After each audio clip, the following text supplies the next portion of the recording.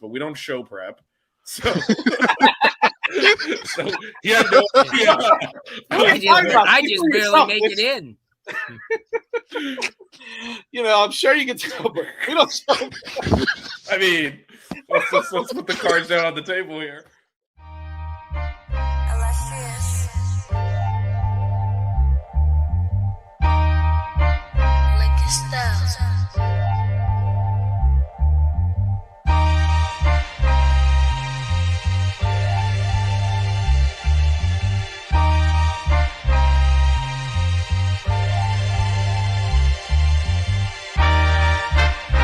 Miami Hurricanes, yeah. You know the name already.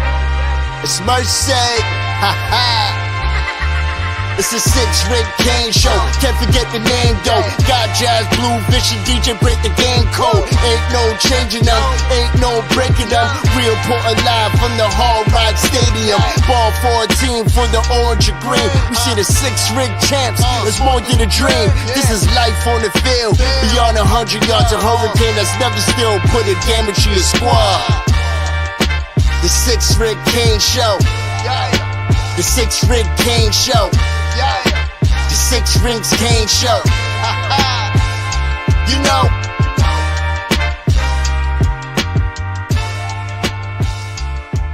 What's wrong with us? Seriously. What's wrong with us? We're Miami Hurricanes fans. Welcome to the 6 Rings Kane Show, a show dedicated to Miami Hurricane sports, featuring the legendary Larry Bluestein, Jazz Santana, Vish, and Danny Gillette. Let's go Canes.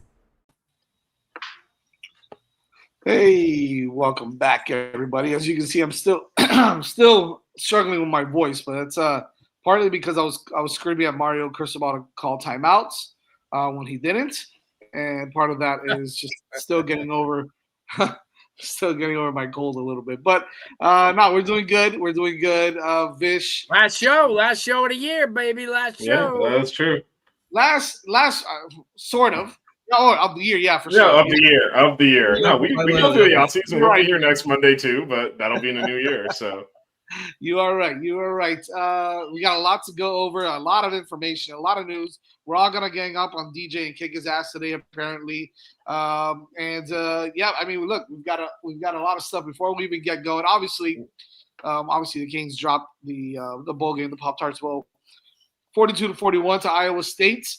There's a lot more to that game that we'll definitely go over shortly. However, the biggest news, the most recent news of the day is the announcement of Damian Martinez and Jacoby George, and for that matter, Zara Porter and a couple other guys that have declared, and Burgales, of course, that have declared for the NFL draft. I wouldn't say it was a surprise. Damian was the only one who had eligibility. I think those other guys were. I think those other guys were gone either way. They had to go. I was more just thinking and stuff, but Damian actually had a decision to make. Yeah, and I know a lot of us were talking about how, hey man, how amazing would it be if we saw that guy come back and and come back for his final year and play it out here for an extra year with the way that he ran, finished the season with 1,000 yards, looked incredible on Saturday against Iowa State. That first play of the game, well, I guess technically the second play of offense. First play? Yeah, the first touch, legitimate touch for Miami took it 75 yards to the house. So that was nice to see. We ran the ball like absolute badasses in that game. That's what pisses off Fish the most. Over 300 yards of rushing against Iowa State. But the other guys, I guess, look, Jacoby George, decent little career here at the University of Miami, had his ups and downs, had some really great catches, some He was up there in like the top 5, I think, in receiving touchdowns at the end of his career for the Hurricanes. So I know that he was a big contributor in the end zone, which is obviously where you want to be most of your career if you're a wide receiver anyways, right? Is catching footballs and turning it into touchdowns. So he did a great job with that. But he did have his issues characteristically more than anything else. But it looks like that's the kind of kid that maybe could, catch on with a roster and develop a little bit and be a pretty good serviceable wide receiver down the road in the NFL. But I think the biggest one is losing Damian Martinez. I think that's a tough one. It's going to lead to some decisions that I think Mario is going to have to make here between now and the beginning of next season, or the beginning of the or the end of this transfer portal. So I'm sure there's going to be a lot of question marks there. We really didn't get to discuss the game at all, but overall, from a game perspective, you can probably break it down into 2 halves. Well, no, you can break it down into 2 halves, because the first half was something completely different. You got to see the first team guys out there, Jacoby, Cam. You got to see some of your offensive linemen and your running backs and everybody that was out there. But you also got to see the future in the first and the second half, with JoJo Trader looking every bit like a future absolute stud here at the University of Miami, and some of the other guys like Elijah Lofton and whatnot. So defense was what they were. However, we were pretty excited. We got 3 straight stops in the second half, but didn't amount to as much as we wanted to. So we'll get into that also. But just kind of going overall, Blue, without getting too deep into the weeds on decisions that were made for players to sit out in the second half and so on and so forth. What was your observation of this game overall for the Miami Hurricanes? Summed up the season, the way Miami played. Really good offense against everybody but Georgia Tech. But as we said, Vish said, they took the air out of the ball a little bit. But other than that, Miami lived up to what they were going to do offensively first half. Defensively, I didn't expect them to stop. I said that last week. I watched Iowa State too many times, and there was just no way that Miami was going to stop them. They did run the ball better than I thought they would against Miami, but then again, with apples to oranges, so it didn't really matter. But no, listen, and I chimed in during the game and after the game was over, and I still believe, if Ward plays the entire game, Miami wins that by 3 touchdowns. There's no other way around it. Whether Miami had an offense or not, they just couldn't keep up with him. But like you said, Jazz getting a chance to see Trader, who, that's why he was right there with Jeremiah, number 1, number 2. And, he's going to be a beast. And I've been on the Elijah Lofton train for a long time. I think next year he just busts out in a major way because he's so versatile. And if you're down a back, he can play running back. If you're down a slot, he'll play slot. He doesn't care. Offensive line's going to come back and they're going to be good. I'm not reading. I know everybody else is reading a lot into the quarterback situation. It's going to be what it is going to be. So if you're going to bring in people, they were going to do it anyway. So let's see what happens. Battle them out. Defensively, thank goodness that they started out on a good trail in the portal so far with some 3 good DBs. They got to shore up that defensive line. It's just, I got over them after the Virginia Tech game. I got over getting angry that they weren't being able, because there's just no way that I was, Barrow showed life sometimes.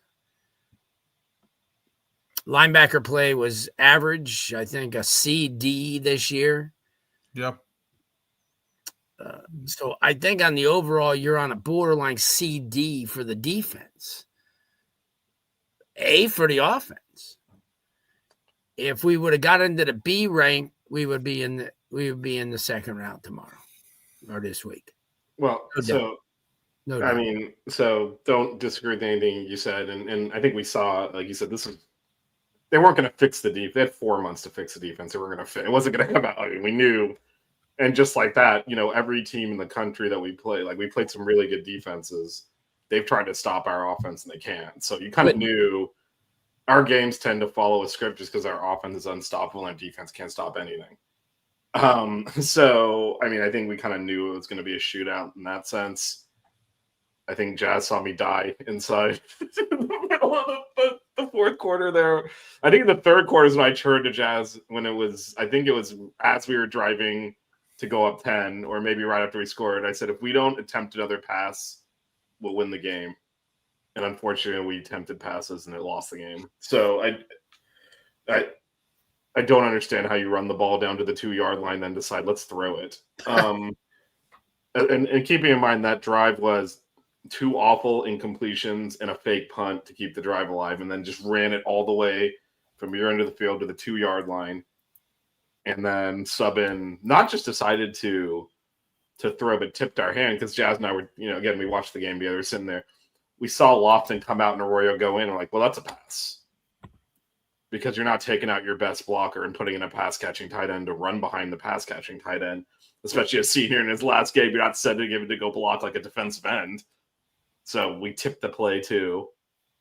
It was just, and then got the ball back because, as Blue said, the defense was terrible, but they weren't that bad in the second half. And obviously the offense did a great job shortening the game because when they did stick to the run, they held the ball. But, got the ball back, still up 6 and threw twice for -2 yards and ran once for 5 yards and punted again. I don't understand. And, we get some questions in the chat about Emory Williams. Like they prepared him to play the second half. We saw him play last year as well. He's what he is. I think with more regular reps, he would be better. But if you're expecting anyone to be Cam Ward, that quarterback does not exist. So you need to level set expectations just generally. And as Blue said, they're going to go in the portal and try to find kids. There's going to be competition. And also Jorge's mentioned, we do have Mr. Georgia coming in as well. So that's an option as well. I know no one wants to play a true freshman, but Luke Nickel is an elite quarterback and the caliber of players that do come in and start right away if you have to. No one wants that, but if we have to, he's also an option. So there's going to be competition. I mean, that's the reality, but I don't think the coaches see the players every day in practice. Like they're not going to look at a few plays here and there and be like, oh, that decided it for me one way or the other. For the fans, that's our exposure to Emory since he broke his arm, so that's not great. And then the other thing, the other angle on that is, as much as I'm complaining that we didn't run enough, because frankly we should not. He basically showed he can't complete pass. Whatever Iowa State has a top 5 pass defense, by the way, so it's not like he's throwing against a bad pass defense. So when he proved he couldn't complete a pass, why was he trying to throw at the goal line? It's just confounding. But the game plan was pretty much hand the ball off. That first touchdown drive, he threw one screen pass to a wide receiver. Everything else was a run. So if that's their level of confidence in him, to me, that shows more about where they are mentally than anything else we saw. That they were basically comfortable after preparing him for a month, throwing 1-yard passes and checkdowns and not letting him really open up there. That tells you a story right there in and of itself. Well, let's do this. Because we're obviously going to get into that pretty deep here now with everybody's opinion. But before we even get into that, I really want to talk about. And Vish, you and I saw again. We've seen it obviously all year at home at all the home games. You've gotten to see it a couple of times on the road. But to be honest with you, I feel like we had great seats, right? So we were a little bit closer to the action. And I just feel like it was a little bit different. What we saw from Cam Ward in that first half of football, it was almost, I don't know, Vish, you'll probably have a better word for it than this, but it was almost spiritual, man. It was like what you saw, you were like, this is you were in awe. Your mouth was just, your jaw dropped because just everything was so smooth. It looked like everything was so slow around him. And it was like even the touchdown pass to Jacoby, it was just like he saw that 3 or 4 steps before it even happened. Threw the ball before even the play developed. Like it was just like everything was like it was Slow motion. It was slow motion, but it was even more than that. It was just like it was poetry. It was art. I mean, it was all the cliche words. It's awe-inspiring. And we just look at each other and we're like, this is unreal. This is unbelievable what we're seeing here. I've never seen anything like that in my life. It was incredible. It was incredible to watch him one more time play. I think that's why a lot of fans are upset because they wanted to see more of that. But the truth is that he didn't have to play this game, right? But let's just before I even get into that, let's talk. I mean, no, it is, and I think with 2 things, Jazz, like you said, I mean, we were sitting like 25 rows up right at midfield. I think Jazz's ass was right on the midfield stripe. So like it is. I mean, I think the other thing is, we hadn't seen Cam Ward play in like a month. You kind of forget. I mean, it's like watching a genius paint. It's not just slow motion. The ball lands where it's supposed to. Like even the pass interference when they held, I think it was Elijah Lofton's one. Would try to. I mean, he dropped that within like a 1 foot area. He had to drop it in the back of the end zone, and it's awe-inspiring to watch him play quarterback. And I mean, we've never seen anything like I was a student when we last won a championship, which is obviously a long time ago, but players were actually open. It wasn't this. Like, this is something else that we're probably never going to see again. I mean, it's that good. We can win championships. We can even play technically better offense when we stick to the running game that's working, but we'll never see a quarterback play like that. That's just it is. I mean, after one of them, I wasn't even cheering. So I'm like, what the hell am I watching? Like, looks fake. It looks fake. Kobe George one. Yeah, I was like, it just feels fake. I turned to Jackson, like, what is this? Yeah. You know when it looked really fake? When he stood there like he was playing street football for like 10 seconds. No one was rushing. He didn't move. He was he was like looking for somebody at the taillights of the Volvo. I mean, it was like, what the hell? That was when I said to myself, come on. This doesn't happen in power in any football. But I will tell you this. I watched him. I watched Shadur Sanders. He'll be a better pro. I'm sorry. He's more cerebral. He's not a talker. He knows what he's got to do. He plays two steps ahead. Listen, I wish the Rams would tank now and just so I would take them tomorrow. I think everybody wishes they would tank now. I mean, Melissa and I are Cowboys fans. Like, can we just trade the whole team? Whoever has they can have any. They can have all. They can have Micah Parsons. They can have CeeDee Lamb. They can have Dak Prescott. They can have the whole team. Wow. Just give me Cam. Yeah, he would. He's going to make an impression right off the bat because of the fact that he'll make everybody happy. He'll make the receivers. He'll throw to everybody. Yeah. I mean, that's the thing. And he's. I watched him, and he's a different level. When some douche was sitting there trying to compare Carson back to him. And I'm thinking, you got to be kidding me. I said, if you pick Carson back over this guy, you deserve to get fired. And I think it is different. And I know DJ, unfortunately, didn't have this opportunity. When you see it in person, it is ridiculous. Like, no one plays quarterback like this. He's out of, and to your point, Blue, he's standing there because no wasted motion. I'm not running myself into trouble. If there's no pass rush on me, I'm just gonna stand here. And then when he stood there flat-footed, like he was standing in the middle of the street. Right, and then when they, when we missed a blitz pickup and the guy came through, he juked that guy and completed it on third down, dropped the ball into Arroyo's breadbasket. What we're seeing is something just otherworldly. Go ahead, DJ.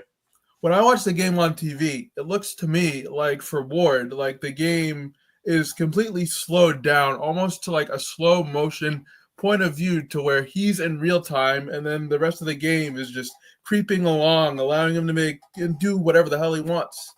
Is that how it comes across live? Because if it comes across live like that, then that's even more impressive. Well, so to me, it almost feels, right, this is obviously not the case, but it almost feels like when the ball gets snapped and he gets the ball, everybody stops and does this. Wow. Everybody on the field, period.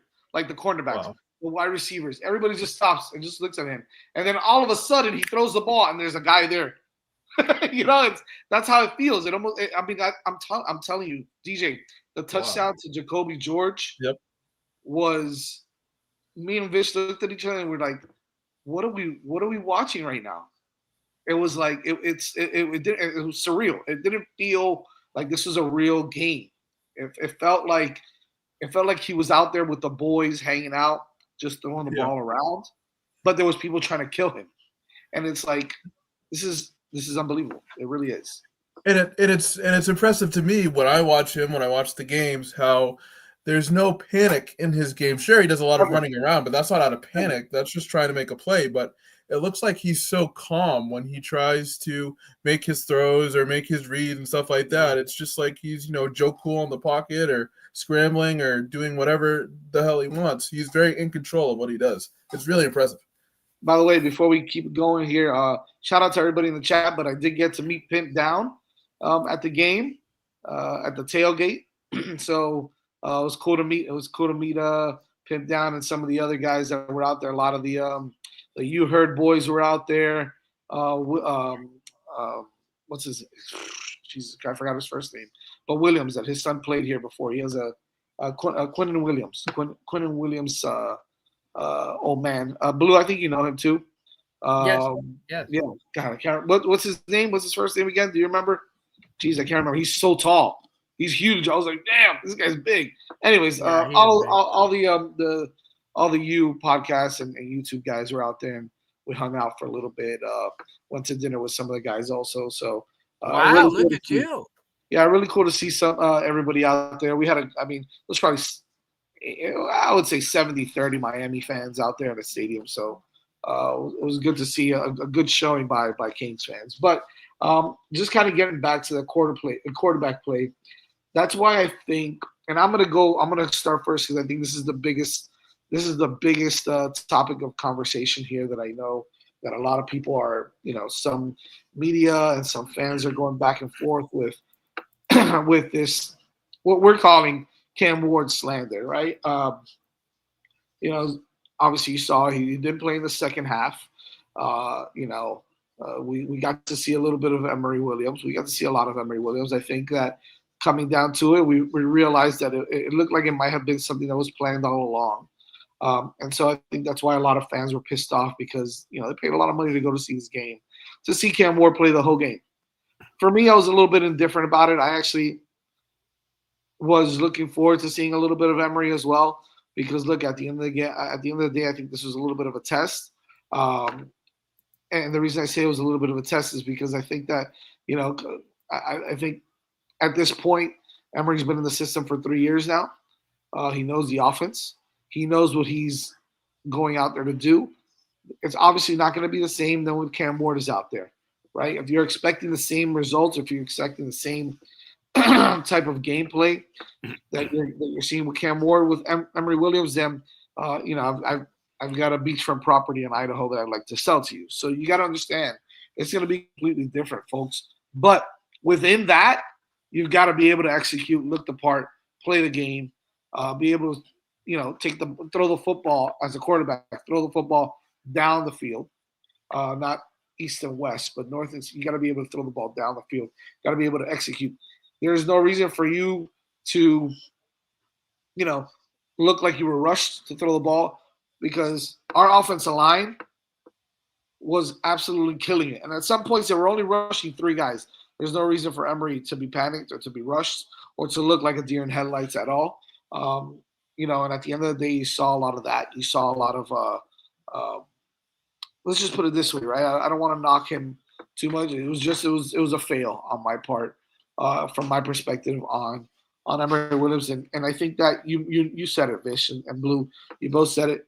They knew what they were going to do already, right? They're going to go in the portal and they're going to go get a quarterback. Now it was going to depend. I think his level of play was going to depend whether they go hard after whether they and again, this is not slander, this is not trash talk, but whether they were going to go after Reese Poffenbarger or whether they were going to go after Cam Ward in the portal. If you get what I'm saying, right? Are they going to go after a guy that's going to come in and compete with Emory, or are they going to go after a guy that's potentially going to be a lot better than him and just come in for the starting spot? So I think that's maybe what happened towards the end of that game. You test these players to see if they're ready. To me, he should have been more ready. He should have executed. Should have played a little bit better than he did. I think it was a fail on his part. But again, everybody's concerned about, well, if we should have let them in if we wanted to win the game. I understand that part of the game also, right? Oh, they didn't care about winning. I think it's ridiculous to say that they didn't care about winning.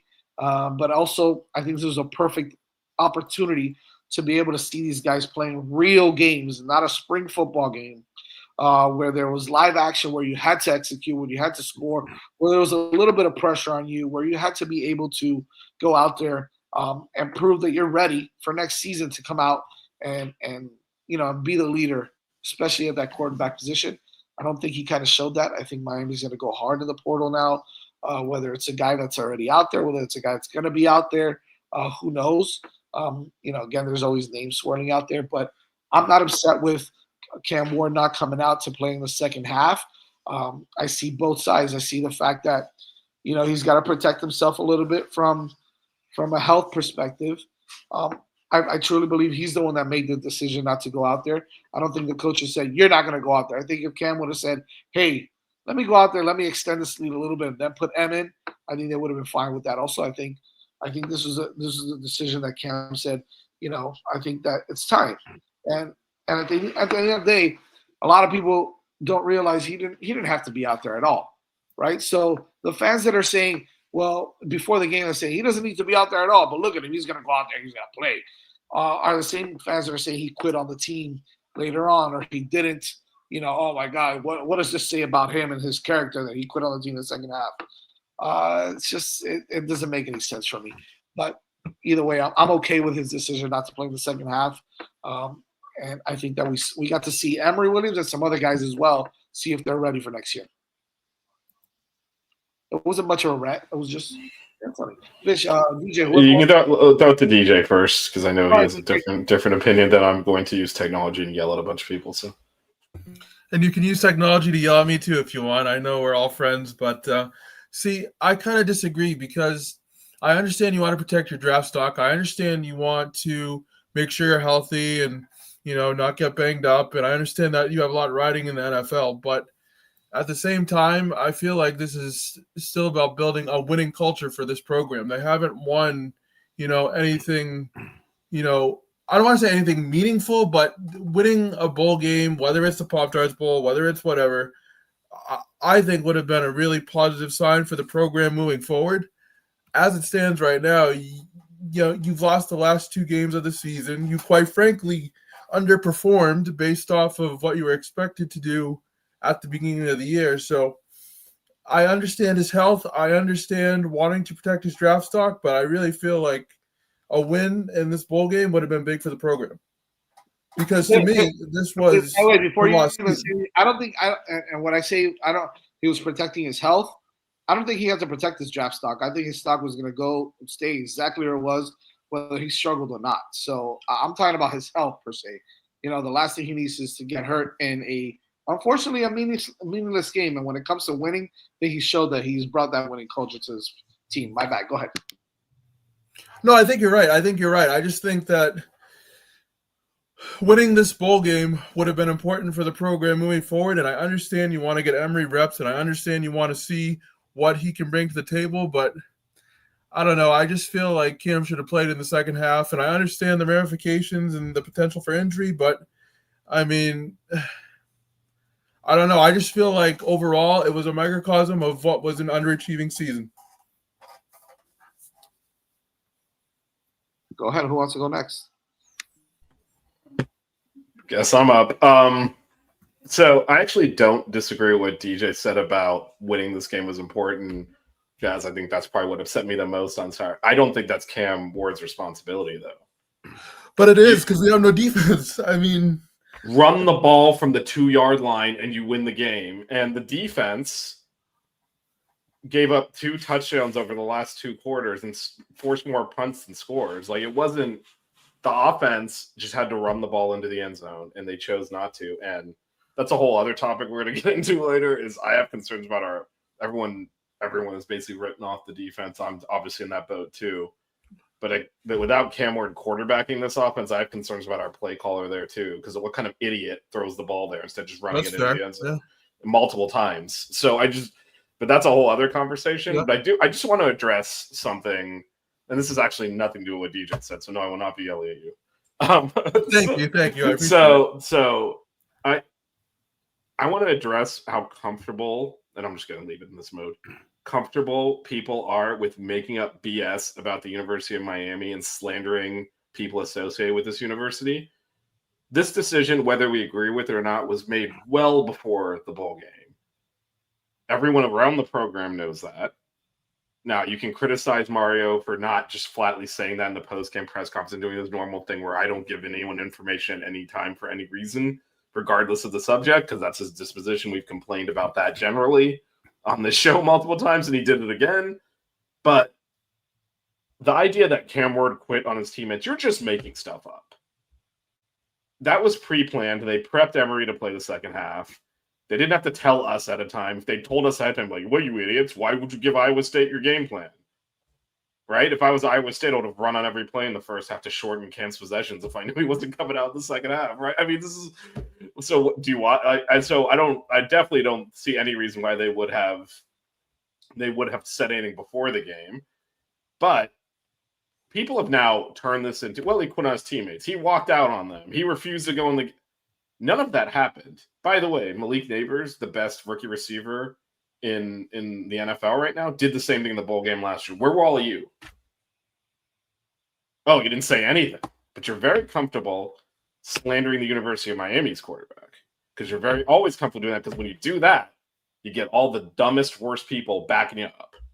And this is, I'm gonna call this out. It's gonna make people uncomfortable. There's a racial element to this straight out of the 80s where they still pass down from generation to generation. Some of the language being used about Cam Ward is despicable, and it's racially coded. He let his brothers down. He did, basically implying that he's lucky that we even let him play this game. And they don't talk about white players like that. And it really upsets me because they're very comfortable doing that to University of Miami players. And an African-American quarterback, and our best quarterback ever, and the most touchdown passes in the history of college football.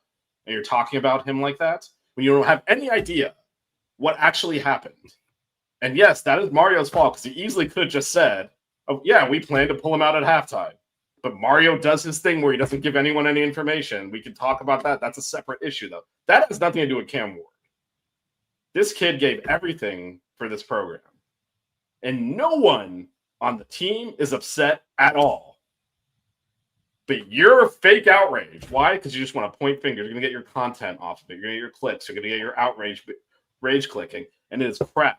And they did the same thing to Coach L, too, when he retired. Just making up crap that's factually untrue, that's provably false, and getting outraged about it. And I'm sick of it. And we're going to call you out for it. Don't slander our university. Don't pick on someone else. Where are all these guys talking about Jacoby George, who didn't play the second half? Yeah, he also didn't play the second half. No one even noticed. Yeah. They're too busy making up a storyline. And that's, by the way, and this is where I've been totally agreeing with DJ, run the ball into the end zone, win the game, and no one's saying anything. They didn't do it.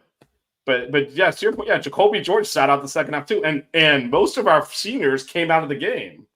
Look at Markeith Williams was playing cornerback by the end. Like, we had rotated the whole team out. Yeah, where's the Xavier Restrepo slander for him opting out? Well, we know this is where I agree with Jorge. This is unfortunately true. Like, Cam wasn't the only one. We pulled everyone out. We did all this weird stuff. We kicked a field goal for the 2-yard line to go up one score when it was one score, and then tried to carry Borghaus off the field or whatever. Weird. There was all sorts of weird stuff going on there. Yeah, Boo, did you notice that? Did you notice after he kicked that last field goal to put us up 6, how they were congratulating him and blowing smoke up his ass and, oh, my God, and hugging him, and everybody was coming out to high-five him? He hit a 12-yard field goal. What was that about? 12-yard field goal. No, I mean, that was because we were like, why? What was it? A 19-yarder? No, it was from the 2-yard line. Yeah, it was 19 yards. 19 yards. I mean, and what are we celebrating? What's going on there?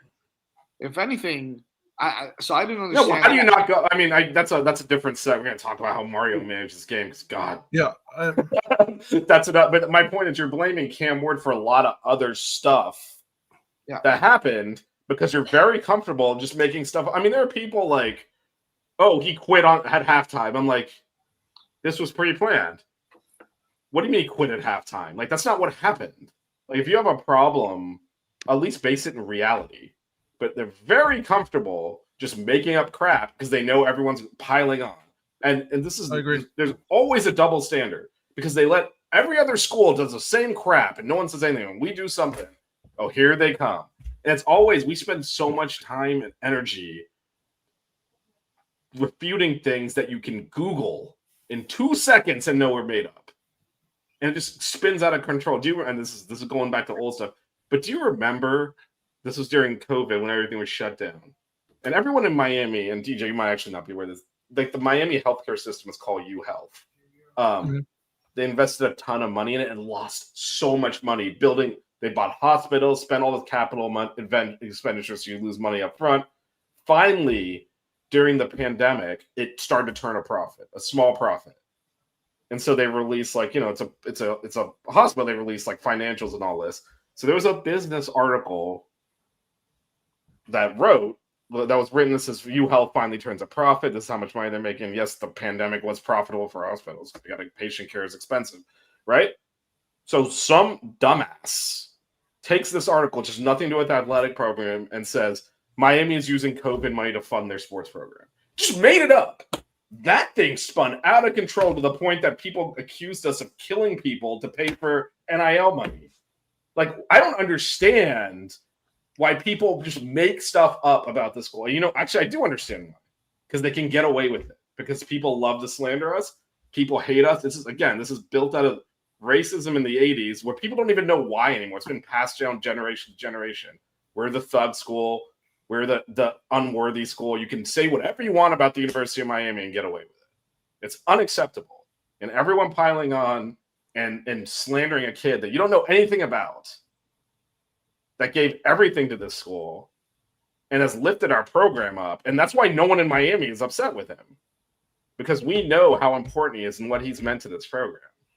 And they don't care. They don't care about him. They don't care about any of that. They care about, I'm going to get credit from, it's always, and I can tell because they're in my mentions, it's the worst people on earth that are coming in and saying stuff like, oh, he's horrible. He's a high character, high class kid. And the fake nice guys like the Emmanuel Achos of ESPN. Oh, yeah. With his big ass smile, acting like a moron, doesn't even know what the hell he's talking about either. Oh my God. He sends out, he goes on TV and does a whole segment. You quit on your teammates, they need you in the game and you weren't there for them. And everyone's like, that's not what happened. He's like, why don't you tell me what happened? I'm going off information that was given to me by the school. All Mario said was, I'm not talking about this. You made up the rest of it. And then he releases like a video on Twitter like, oh, yeah, I looked into it more. I guess I was wrong. You went out on TV and slandered him in front of the whole country. And then on your Twitter, you're tweeting out an apology? Get out of here, man. Anyway, I'm done. And that's why I'm glad DJ had a different point, so I didn't have to yell at DJ. Blue, what'd you think of Cam Ward not playing in the second half? Were you okay with it? I knew he wasn't going to play. That's why Blue hasn't said a word. He's like, it's already no, but I knew he wasn't going to play, so it wasn't. No, and actually, Melissa told me because again, we hear rumors and stuff. She's like, everyone's saying just bet the first half line because he's not playing the second half. So again, this was not like the way it's being categorized. It's he went there at halftime. He's like, I'm done, coach. And like, oh crap, what do we do? No, they prepped Emory for a month, which is a bad thing, by the way. The way he played. That's a whole other segment of the show. So let's talk about that, right? That's a whole other issue. Let's talk about so the Cam Ward thing behind us. Let's talk about the rest of this game because we should have won this game anyway. Well, you prepped Emory for over a month, Blue. I mean, he should have come out looking a little bit better than he did. Am I wrong or am I right? Who am? Yeah. Yeah. Well, you know what? I'm a real advocate of his, so I'm not going to say anything right now. Let's see what happens during the spring because they're going to bring in people I still think, and we all watched him. I mean, he made some great throws when he got in there that last time. You know, when he came in against FSU, and he would let him to a win against Clemson, and so I'm not going to really, I mean, the guy he hardly took a significant snap all year. So I mean, listen, if he came in there and he threw for 380 yards and 5 touchdowns, I'd probably feel the same way. It's because of the fact that who is he going against? I mean, Iowa State's defense would proclaim to be one of the best in the country. Shit. It wasn't a good defense. Well, nobody couldn't stop a We run. make a lot of good defenses look bad. Well, and Blue, that's my point. So I don't, and this is where, this is something I've been complaining about all year, is that when we have our run game rolling, he won't stick with it. He has to throw the ball. And, we did it against that first drive. I still go back to this. The loss to Georgia Tech could have won that game in the first drive of the second half. Ran it all the way down the field, 4th and 1. He tried like a fake pitch play action, threw an incompletion, and then Georgia Tech, of course, against our defense, immediately marched down, scored the 2-possession game. And we've talked to death about the Syracuse game and why we didn't get Martinez in there and grind the ball when it was 21-7. But see, that's another guy, Vish.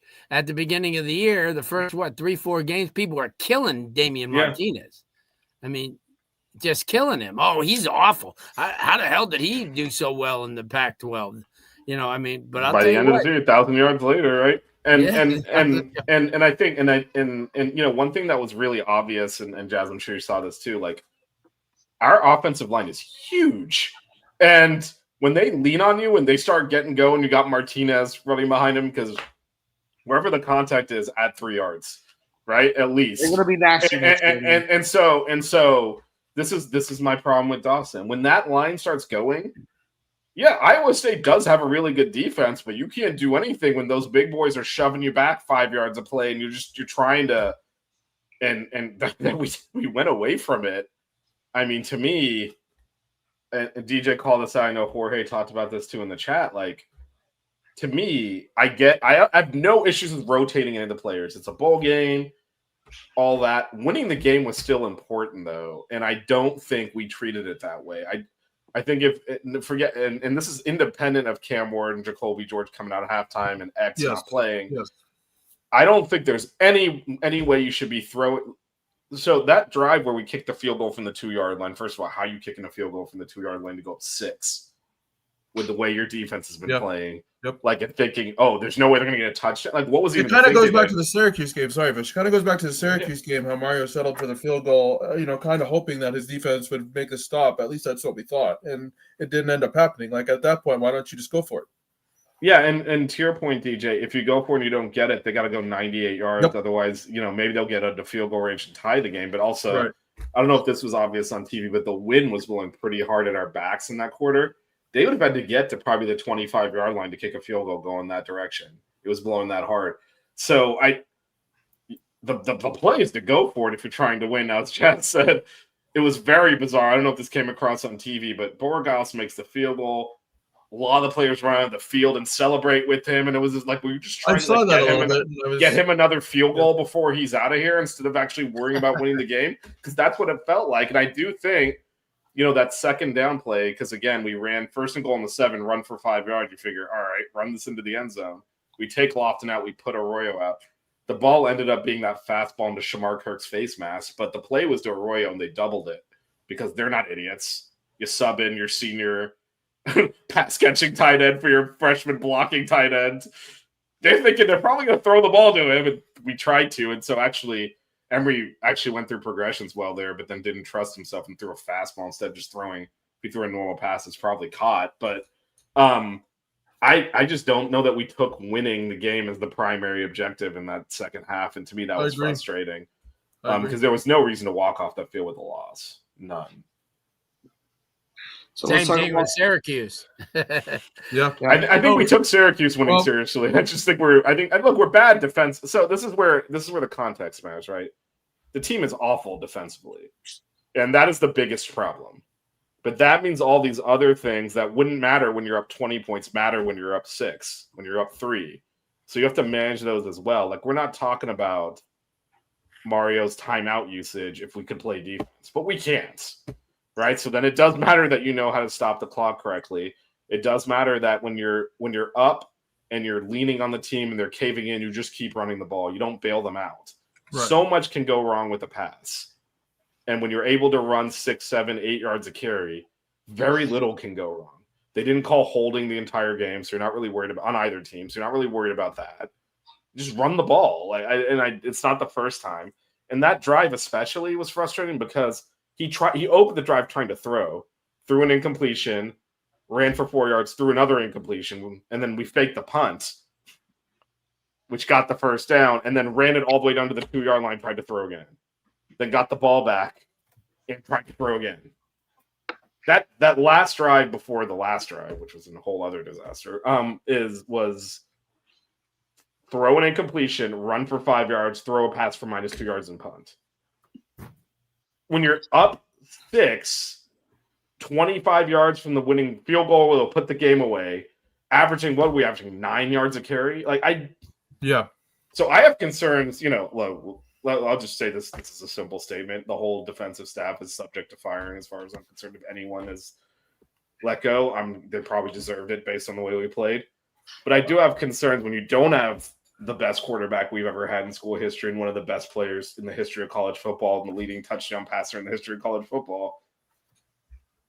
He got us out of a lot of bad situations this year, and it's going to put a lot more on Dawson to be better, frankly, because you don't have that guy. Well, speaking of some other guys that we were impressed by or disappointed by, who, if you had to think of a guy, DJ, and I'll dump this to you first. If you had to think of a guy that impressed you, who would it be? I know he's been mentioned already, but I like Trader. I thought Trader, he had over 60 yards. He had a couple catches. He had the touchdown. I thought, when you're looking to, replace probably one of the greatest receiving corps in Miami history, and I know that's a big statement. You're looking for, solid depth and productive depth to kind of take over, carry the torch into the future, and Trader's a stud. And he showed that on Saturday. So I was really impressed by him, just to see him kind of get things going and make an impact.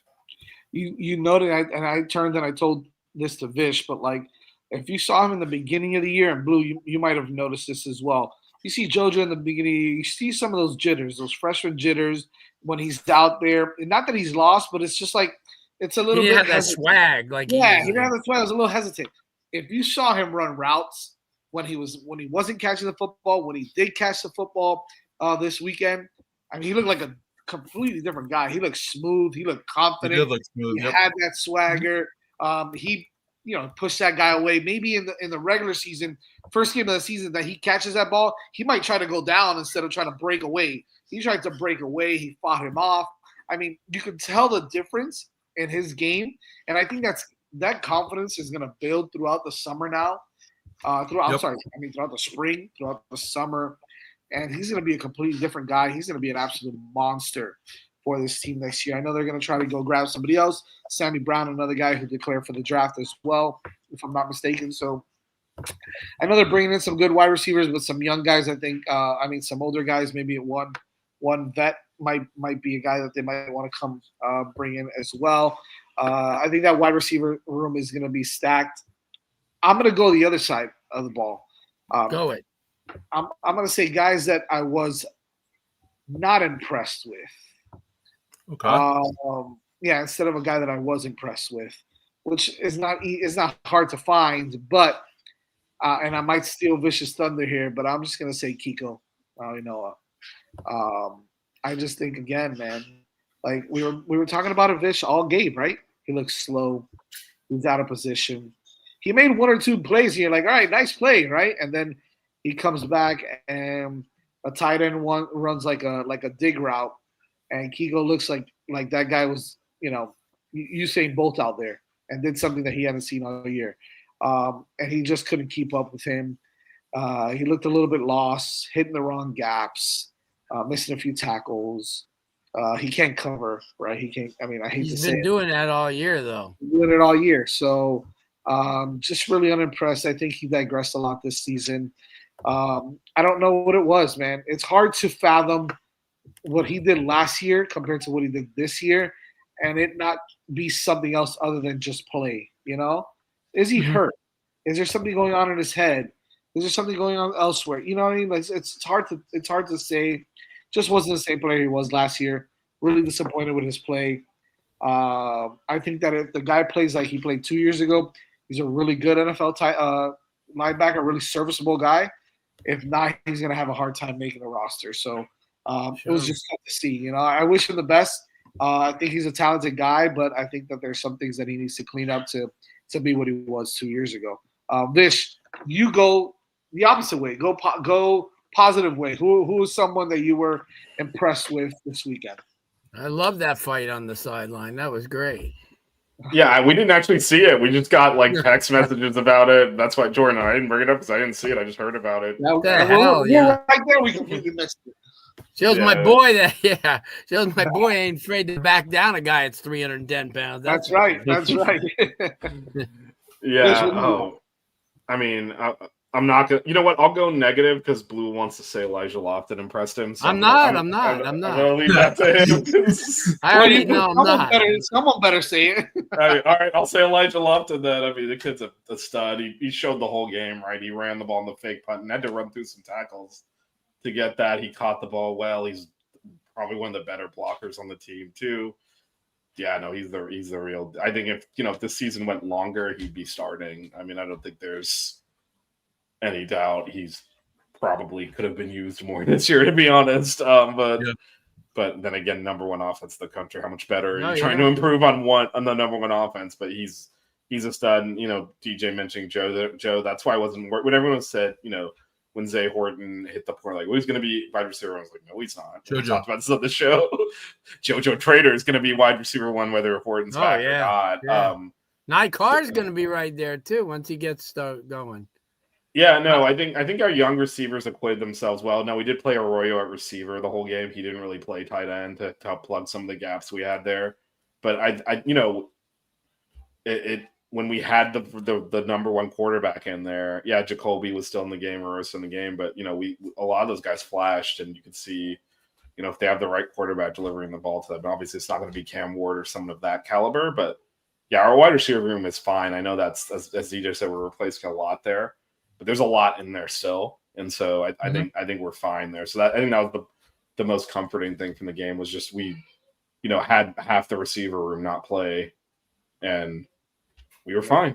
I think it's funny because next year our wide receivers I think are going to be good. Our tight ends I think are going to be so. And the line's going to be really good, and the line's going to be so tough. I know there's Martinez now, but well, we ain't talking there yet, but you still got Fletcher. No, but I mean that's it. It's loaded. It's loaded across the board, but the quarterback we need to figure out. But the rest of the offense. But it's a whole lot better, Vish, that the quarterback who's going to be taking that position has all that around him. So, but I will tell you this. I mean, I'll give you a guy who I was kind of disappointed in finding he looked like a freshman is OJ Frederick. He got beat a couple of times. He was out of position 2 or 3 times. And this is without their best receiver in there too. Higgins if he was in the game, it'd be almost impossible. I mean, I watched that guy several times during the year, and he stretched the field. He made great catches. He's quick. So that's my only negative. But my positive is Markel Bell. I mean, here's a guy he's a real big guy. It's not really easy, to be bending like he does. He reminds me of Sam Young a little bit when Sam Young played because he's 6'7" and huge, and sometimes the bend in the knees. But I'll tell you what, I watched him several plays, and I thought he did extremely well. He did extremely well against a pretty good defensive tackle that he was going against, a really active guy. And even during the game, I think one of the announcers even, said that. He goes, you know what? I think he said that the person that a lot of people are missing today on the front is this kid Bell. And he said the same thing that I said. So I'll give him a little props, even though, a lot of people may not agree. I just think that it's tougher for him when you're so big. To get that bend in your knees and to be able to block, to pass block. Well, although in the second half he was tested pass blocking. First half, I don't think, Ward doesn't make it tough to pass block because he pretty much. Even in the second half, they were giving Emory so much time when he did have to throw. Yeah, well, that's what I'm saying. The whole game. Yeah, Bell did a good job, man. I think he's developed into a really good player.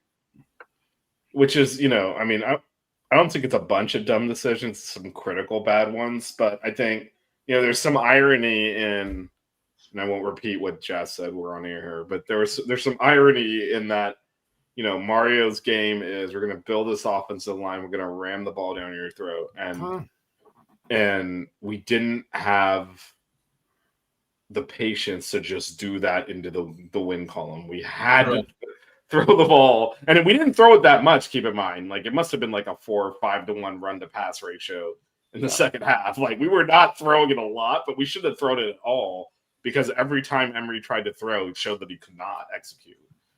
And when you're running for 8 yards a carry, and so there's some irony in that to Blue's point, like Markel, but like Mirabal is as advertised. He gets these guys, he coaches them up. Our offensive line kills people. And we had the backs going, and we didn't stick with it. It's very frustrating, but like in terms of future looking, this is. There were a few things, we'll see long-term trajectory program, whether we get all the way into winning ACC, winning national championships, and all that. But I think the two things we felt we knew we would get are this guy can recruit, and we can build an offensive line, and that has happened.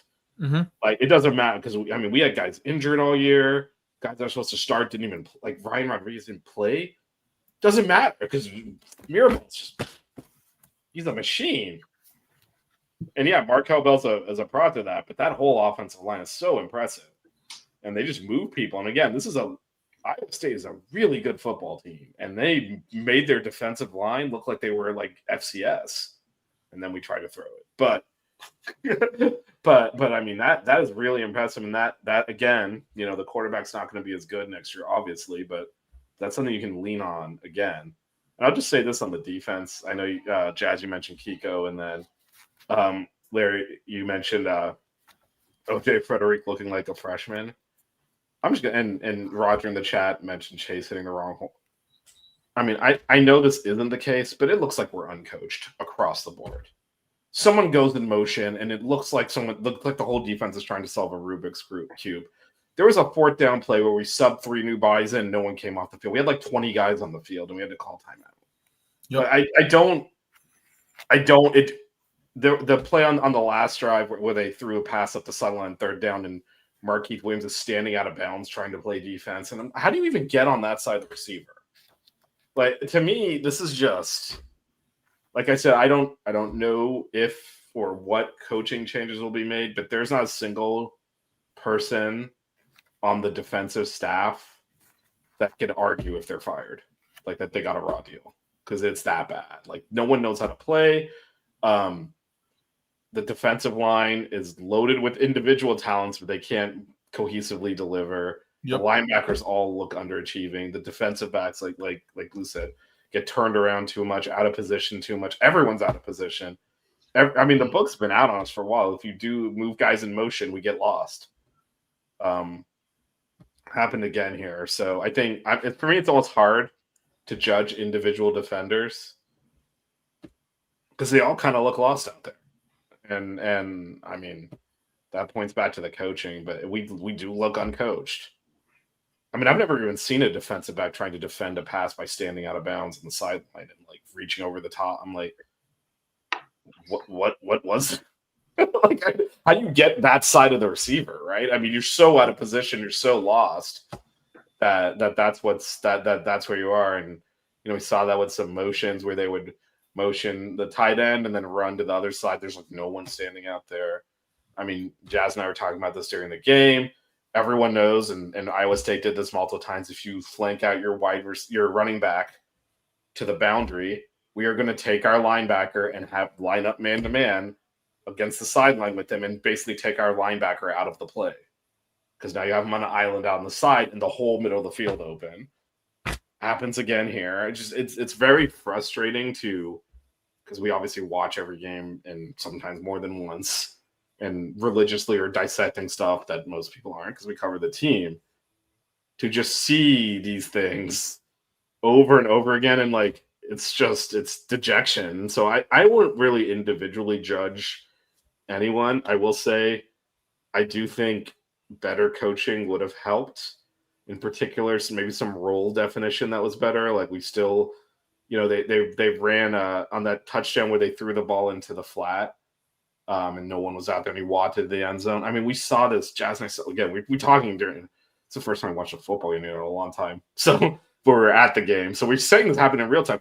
We ran an extra lineman off, ran a linebacker up, and then didn't adjust the formation. So we're like, wait, we have 5. First I was like, oh, we have too many men on the field. I'm like, no, wait, we have 5 defensive linemen and only like 1 linebacker. So there was no linebacker to cover that guy. Like, this is peewee football stuff, man. Yeah. It's just like, come on. It's just, and the number of times we have guys running on late. Loss. Yeah, yeah, guys running on late, guys not coming off, not knowing who should be on the field. One time we ran Barrow off, and on again. And it's just like, how is this happening? So after a timeout, by the way. Yeah, after a timeout. And so, folks, I'll just say this. I don't know where the problem is. So I am okay with Mario looking at the defense and saying, this is what I've identified as the problems as someone who knows a lot more than we do. He sees it day to day. These are the changes I'm going to make. But if his decision is Jason Taylor's got to go, I understand, because that defensive line should not have been that bad. I agree. Period. I agree. And so, is he the problem? I have no idea. But if Mario comes in and says, no, I had to go. What do you need, baby? Right? Yeah. And then Mario's got to figure that out. Right. But I also, again, think some role definition would have been useful. Like, we saw this with Tyler Barron. He whiffed on the sack that would have ended the game, but he is an elite pass rusher. Why is he not a third down? We're going to bring him in on third down to rush the quarterback. He came in for 3 plays, generated a pass rush twice, whiffed on a sack, unfortunately, and the quarterback scrambled for the first down. But like, some of that stuff is think of all the third and longs we gave up. Like, he did not play the back half of the season basically at all. How about getting him a role in there where he comes in on third down and just rushes the passer? Simplifying things. I mean, it's something we talked about a couple of weeks ago. Just simplifying and letting players know their role, and it seemed like that never materialized. Right. So then just kind of wrap that point up. That's why it's hard for me to look at an individual defensive player and say, although Jazz is right, Kiko looked very slow. I mean, there was one play where the quarterback scrambled, and I don't even know if Jazz knows this. I was like, watch the replay and watch the linebacker who was the spy that was trying to chase him and looked like a defensive lineman chasing him and couldn't get near him. That's actually our starting middle linebacker trying to chase him. So there's some issues there, but I mean, when the defense is that broken, it's hard for any individual to look good. I mean, you got to assume that, Ruben Bain comes back as Ruben Bain next year and, not what we got this year, more of what we got as freshman year, and that there's improvement there. But yeah, there changes need to be made somewhere in that defense. Before we get off the air, before we even do show and tell, just a couple of things on the recruiting front. Looks like Brockenmeyer, the center out of TCU, has been crystal balled to Miami. So Miami looks. He'll be here tomorrow. He'll be here on Thursday, I think. There you go. So we're looking to bring in a really solid guy at center again. And Miami seems to be having really good luck with bringing in guys at the center position that are going to, fortify this offensive line that I think next year is going to be even better. It's hard to say that, but I think they're going to be even that much better. We'll bring everybody back except Jalen Rivers, basically, and Carpenter. I think they're gonna just be monsters there. So I know they're bringing him in. I know there's a lot of talk about some quarterbacks that they will be probably taking a look at here soon. There's potential that some quarterbacks are still in the playoffs, right? They could be still playing in the playoffs. Who knows what's going on? So Mario always has a trick up his sleeve there. And then, of course, just one thing, just overall in the portal, because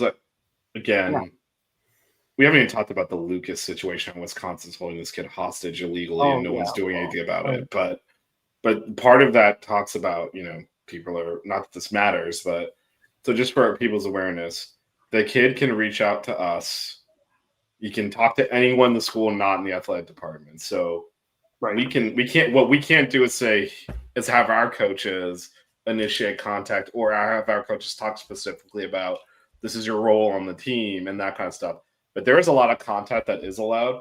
So to Jazz's point, Jazz, we're not going to name names or anything, but there are players, starters and backups on playoff teams that could have reached out to us and just say, hey, I'm interested, but I don't. Even if you're the backup quarterback and you're a highly touted recruit, you're like, I don't want to leave my team.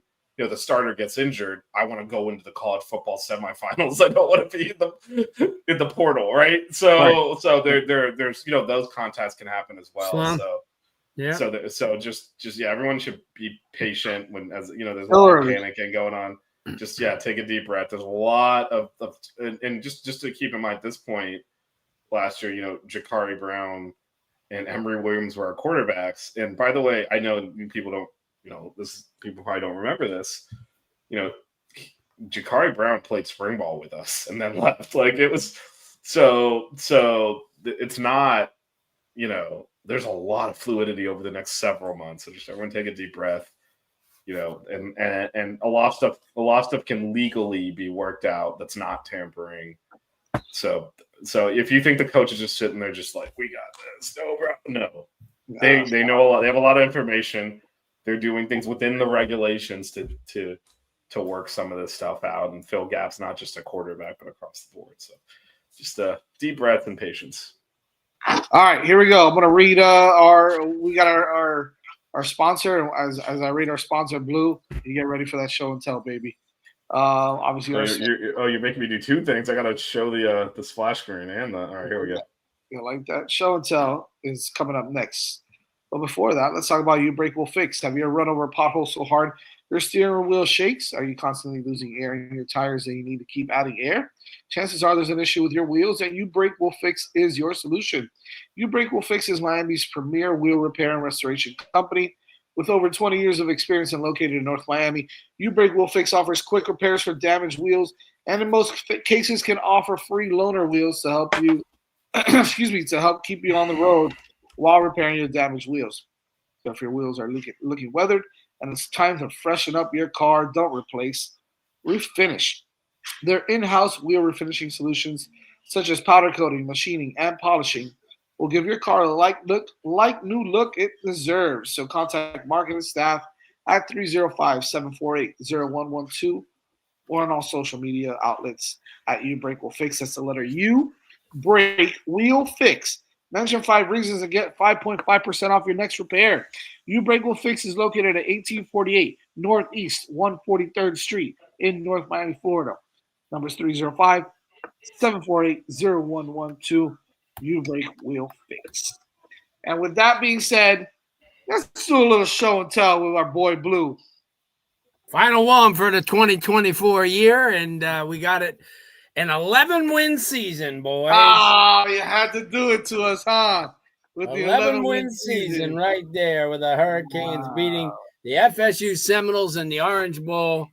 I was there. That was the Frank Gore game. No, it was Jared Payton. Was Jared Payton in what? A field goal won it or something? 16, that was 04? Was it 04? Yeah. It was the 04 end of the 03 season, the 04. It was a 16-14 game, if I Yeah, we kicked like a 50-yard field goal, and then Xavier Bethia, their kicker, shanked one. Xavier Bethia, oh my gosh, but Jared Payton won MVP of the game. Yes, he did. But this was an 11-win season, obviously. So that was the Brock Berlin years. Yeah, that was his first year. We still had there were 2 Brock Berlin years. The first one, Miami finished 7th overall. He wasn't very good. The offense wasn't good, but we still had We still had Sean Taylor and John Vilma and DJ Williams. And a lot of talent. The defense was one of the best, if not the best in the country. The offense wasn't good. Then Brock Berlin's second year, the offense took off, but the defense fell off. And Crappy loss to Tennessee at 10-6, if I recall. In that game where Miami lost to Virginia Tech 31-7 on TV, but they dropped Kevin Everett. Dropped that game too. That could have changed the whole course of that game. That was at that game in Blacksburg. Anyway. All right, people. Well, we want to wish. Haven't been back. Yeah, you never been back since. That was it for me. They've even added Enter Sandman, and you haven't heard that yet? Come on. Well, that's an away game next year, I think. So that might be fun if it's a night game. That's so in the middle of nowhere. If you don't know where Blacksburg is, Yeah, right. So you get you to gotta like fly maybe to Roanoke, and then you got to take a trip. It's not easy. yeah, it's not. It's It's like You don't State live far College from in there, though, Vic. Pennsylvania. You It's a don't live bitch far. to get there. This is a little too far from there, though. So it no, wouldn't be that I far. do. It's like 7 hours. It's, Oh, really? I've done this- Jesus. That's what I'm saying. You don't know where this thing is. It is so far. If you look at the state of Virginia, there's this little part that like keeps going west. It's in that part. I can get to like Carolina and do quicker. I Wow. could get to Atlanta from 7 hours. I mean, Yeah, no, it is. Whew, straight up the mountains. We All want to right, wish well, be everybody. safe, guys. Have a happy New Year. Yes, want to wish everybody a happy May New have Year. to join a little bit late next Monday. They just got the schedule, and I'm the tune-up for the Panthers late West Coast game. So Great. we'll see.